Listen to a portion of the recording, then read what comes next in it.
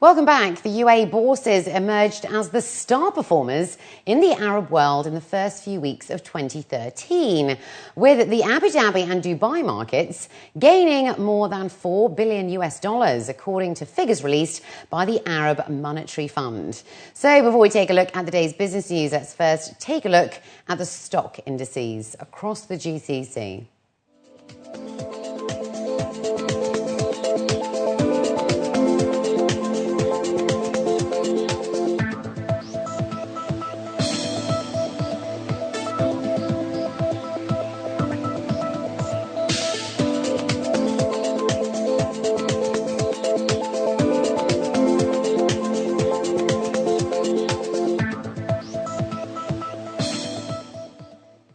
And in our top business story, the UAE boasts the largest banking sector in the region, accounting for 33% of overall GCC banking assets, with total assets standing at $489 billion in November 2012. That's according to the latest report. Credit facilities went up by 12% last year, supporting the growth in total banking assets by 8% in 2012. The report released by Qatar National Bank showed that higher energy prices and a rise in hydrocarbon production have provided for large public spending programs, which increased the asset growth of GCC banks by 11% in 2012 to reach $1.47 trillion.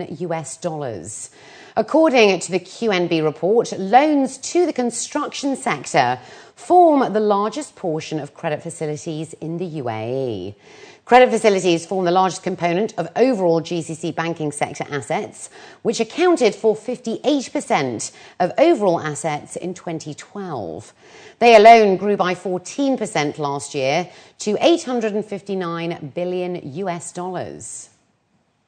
The Sharjah Investment and Development Authority, Shahrouk, has announced that work has officially started on the first ever traditional five-star Emirati hotel in the heart of Sharjah project. The Bayt Hotel is being built in the largest tourism and heritage project in the region, which looks to restore the history and culture of the emirate.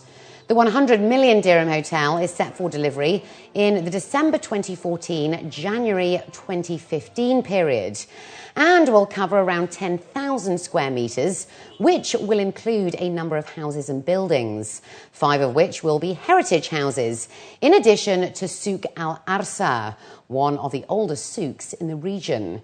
Shahrouk and General Hotel Management have signed an agreement to manage the hotel, and His Excellency Marwan bin Jassim Al Sarkal, the CEO of Shahrouk, was quoted as saying that the hotel will offer visitors a unique opportunity to experience true Emirati hospitality. Dubai-based group buying platform Coburncom, the largest deal site in the Middle East, has been acquired by New York-based investment firm Tiger Global Management. According to a statement, the deal will see Irish entrepreneur Paul Kenny, the founder and current CEO of Coburncom, maintain his position alongside other members of the leadership team. He stated that this will give the startup firm additional capital to further its long-term commitments in the Middle East. Reports suggest that the deal may be close to $40 million and will see Jabbar exit entirely. In the financial markets, the US dollar and equity markets closed the week on the front foot, following a better-than-expected US jobs report released on Friday. The monthly US non-farm payrolls report showed that 236,000 new jobs were added during February, with the overall unemployment rate declining to 7.7%.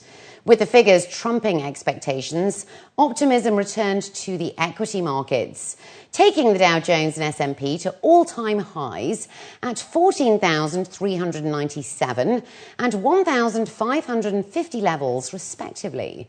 So, with so much of the Fed's recent easing policy being linked to the performance of the US labour market, the improved figures saw markets close on an optimistic note.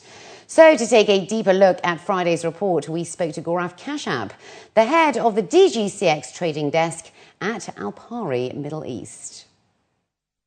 Well, it was a volatile week for the currency, commodity and equity markets, all capped off by Friday's US non-farm payrolls report. Now, on the surface, the report looks hunky-dory. It showed that 236,000 new jobs were added during February. This beat Wall Street's highest expectations of 235,000 new jobs. The overall unemployment rate dipped to its lowest level since December 2008 on the back of stronger hiring in private and the manufacturing sector. But a closer look at the figures shows that it might be slightly premature to be celebrating.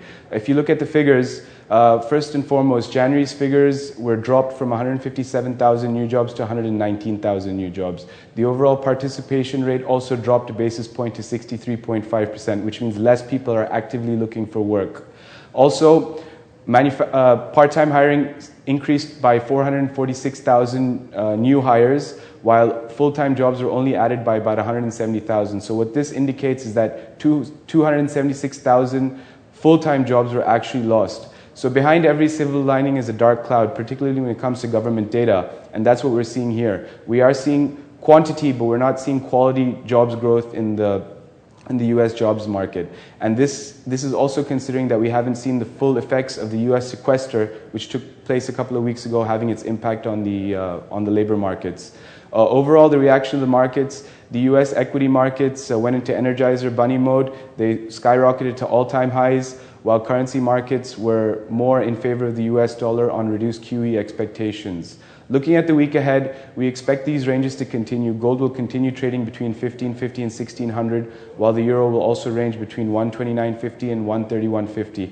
But overall, we continue to like the downside on the markets, considering the fact of how misleading this most recent jobs report has been.